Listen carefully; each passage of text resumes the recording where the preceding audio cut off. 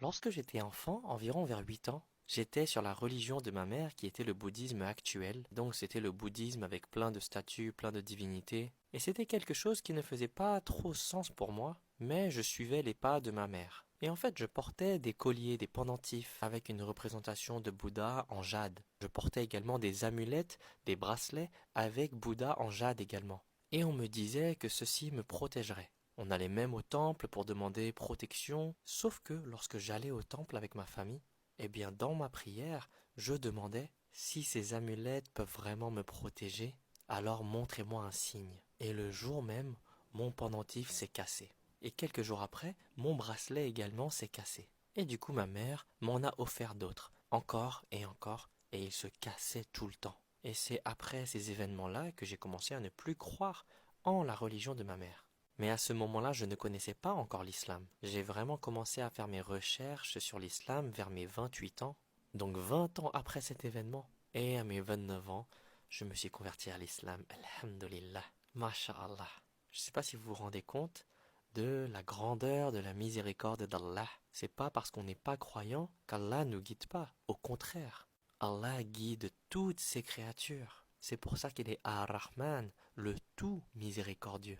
Et lorsque j'ai appris que en islam, les objets ne peuvent pas nous protéger, les amulettes sont inutiles, et même c'est interdit d'avoir des amulettes, même si on trouve ça beau, même si c'est culturel, même si on se dit ah mais j'y crois pas de toute façon, j'attache pas de croyance à cet objet-là, ça reste quand même strictement interdit. Et cela fait énormément sens. Lorsque j'ai appris que c'était strictement interdit, je me suis dit alhamdulillah, un objet, une pierre, une statue, comment ces choses-là peuvent nous protéger lorsqu'elles ne peuvent même pas se protéger elles-mêmes.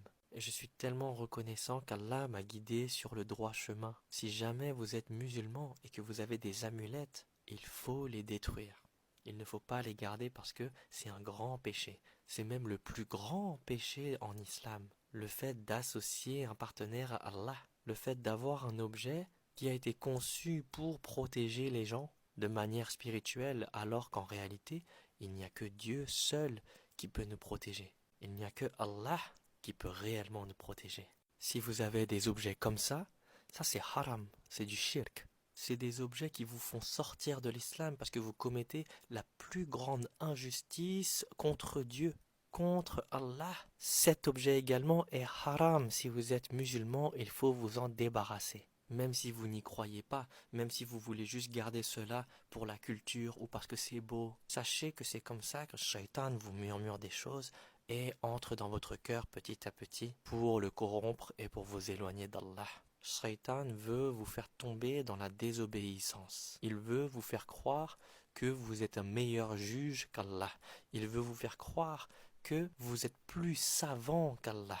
Et donc si vous en avez et que vous êtes musulman, vraiment, il faut s'en débarrasser. Par amour pour Allah.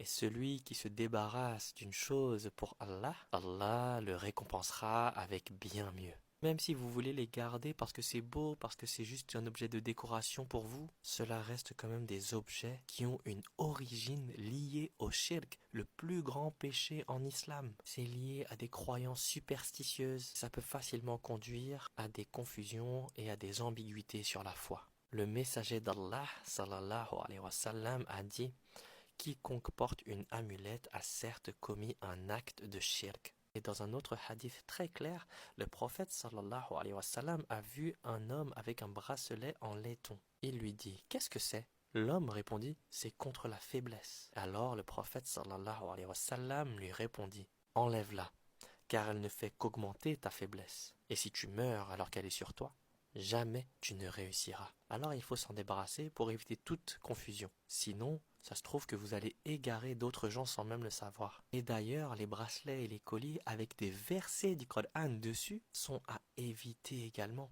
Parce que ça peut te faire tomber dans le shirk en pensant que parce que l'objet a la parole d'Allah dessus, ça va te protéger. Mais c'est pas l'objet qui te protège, c'est le fait de réciter la parole d'Allah qui te protège. Donc tu n'as pas besoin d'objet. Tu n'as besoin d'aucun objet pour te protéger. Tout ce que tu as à faire, c'est de réciter la parole d'Allah. Elle est là la vraie protection, dans le fait de réciter la parole d'Allah, pas le fait de la porter sur soi. Qu'Allah nous facilite le détachement des choses interdites en islam.